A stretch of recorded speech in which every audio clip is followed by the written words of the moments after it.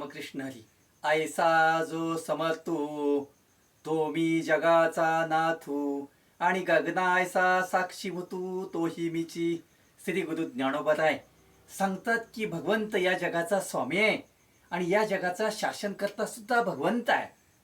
पर्वताने आपली जागा सोडू नये, समुद्राने आपली मर्यादा टाकू नये, पावसाने वर्षावं, वाऱ्याने वाहत जावं, ही प्रभूची आज्ञा आहे आणि प्रभू हा शासन करताय.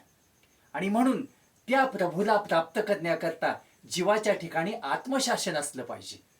एकदा बेडकांना असं वाटलं की आपल्यावर कोणीतरी शासन करता असला पाहिजे, म्हणजे आपली जीवन व्यवस्था सुरळीत चालेल. म्हणून ते देवाकडे गेले. हे प्रभो, आम्हाला शासन करता दे. देवाने सांगितलं, स्थिर देऊ का चल देऊ? आम्हाला चल द्या.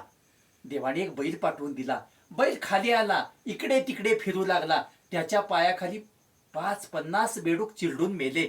बेडकाने विचार केला, या शासनाचा काही उपयोग नाही. म्हणून ते पुन्हा देवाकडे गेले. देवा, आम्हाला स्थिर शासन द्या.